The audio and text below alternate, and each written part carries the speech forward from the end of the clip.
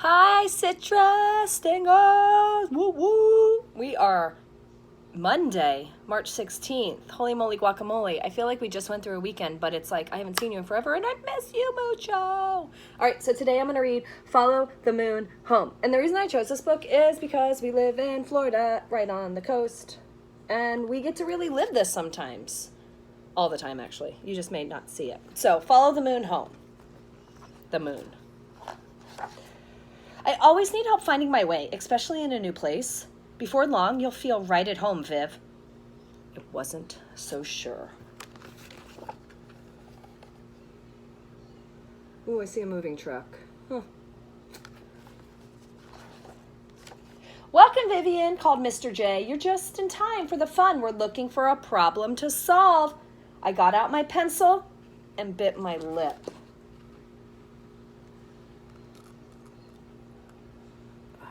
The author doesn't tell me how she feels, but I can assume if somebody bit my lip, how do you think she's feeling? I rode my bike all over town, looking for a problem. Mostly I just got lost. Right, so it doesn't tell me this, but I used my clues to inference that there was a moving truck, she bit her lip, she got lost. What can you infer? What do you think's happening? On Saturday, I took Samson and Luna for a run on the beach. Mostly they pulled me. Let's make a gigantic hole! I gasped, plopping down. My big digger and my little digger sprang into action. Suddenly, it was raining sand. Looks like fun, but be sure to fill in that hole, said a man walking by. It's nesting season. I smoothed out the sand, and we all went to look. What do holes have to do with turtles?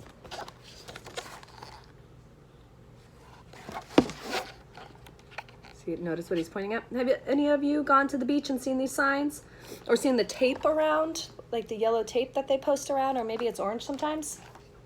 It's because of the babies, said a voice. I whirled to see a girl from school. I'm Clementine, she said. She reminded me. Baby sea turtles need a clear path to the sea. Holes and sandcastles get in their way. I didn't know we had sea turtles here. Samson pulled on my leash.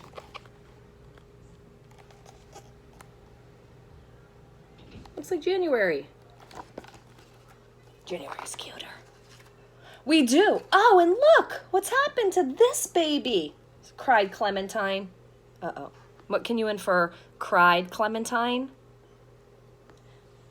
Why were you going the wrong way, little one? Can you figure out now what happened? Oh, no. Those are all the clues the author's giving us to say that something bad happened to the baby turtle. Mr. J had told us to use our own eyes, so that night Mom and I went back to the beach. As darkness fell, we could see bright lights winking one by one along the shore. That's it, I said. The lights in the beach houses are the problem. Why is that, Mom asked. When a baby turtle hatches, they follow the strongest light they see, I explained. So if they head away from the sea, they get dehydrated and die. Oh. Think about all the lights. The turtles want to go towards the lights, and all those houses have lights on, so they probably get super duper confused. My heart sank as I stared at the houses. Did the heart really sink? No, it just makes the author wants you to know how she's feeling. There's so many. How can we ask all these people to turn off their lights? And most of these houses are vacation rentals, Mom said. That means new people come to stay every few days. We'd have to knock on doors every night. Clearly, I needed help to solve this problem. And I knew just how to get it. On Monday morning, Clementine and I raised our hands first. We told the class what we'd learned and observed about loggerhead sea turtles. The sea turtle eggs are starting to hatch, I went on. To save the hatchlings, we need the whole class, the whole town to help. And that's how Lights Out for Loggerheads began. Oh my gosh, I love that they knew there was a problem in their town. And then they all put their heads together. And now it's called Lights Out for Loggerheads. Our class became the Loggerhead Lab. Oh, it's cute. First, we gathered lots of information. We read books. We visited an aquarium and a sea turtle hospital. We asked someone from the South Carolina Marine Turtle Conservation Program to speak to our class. We all brainstormed solutions, choosing the best ideas. Then we got to work. Asking all their community to help. It's a great idea, too. We made posters and delivered them all over the town. We wrote fact sheets for all vacation beach houses. Oh, that's awesome.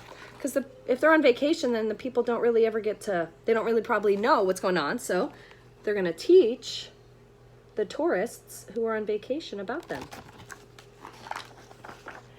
To pay for printing our flyers and posters, we held a bake sale. Andy, the coffee shop man, donated a whole pan of his famous granola. Happy to help. The editor promised to put my article in the community newspaper. Nice to have a new writer in town, she said. The printer gave us a discount for the loggerheads. Rebecca and Max learned how to spread the word on the internet. Mr. J helped us write a press release. I was on TV as a class spokesman. Oh, fancy pants, eh? Look at all these little problems that they had. The community came together, the town came to help solve their problem. That's awesome. We invited volunteers from Scoot, South Carolina United Turtle Enthusiasts, to a town meeting. When the big night arrived, the room was packed. The room buzzed with ideas. Did it really buzz like a bee? I wonder what the author was trying to make you think. Buzzed with ideas.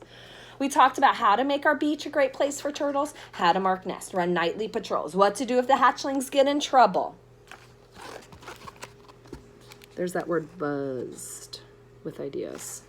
Notice how many people are there? How the illustrator has that? Buzzed with ideas. At the end, we decided to form our own volunteer group. People cheered for our class. Mr. J beamed, "I'm proud of you all." That was the best night ever. Until. Ruh-roh.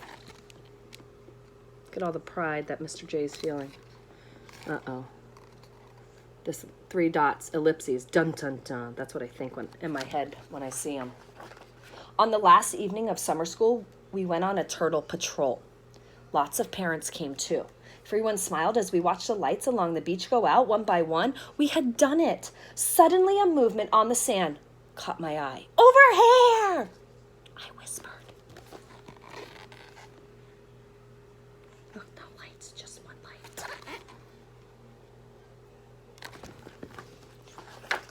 We crept closer carefully to stay quiet. A crescent moon shone on the waves. The sea glittered like silver. I made out first one, then 2 hatchlings. Soon the sand seemed to boil over with life.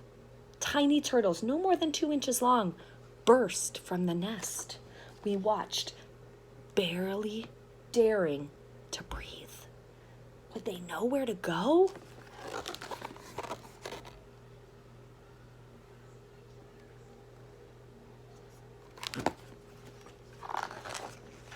Then they were off, scurrying over the sand and into the shimmering sea.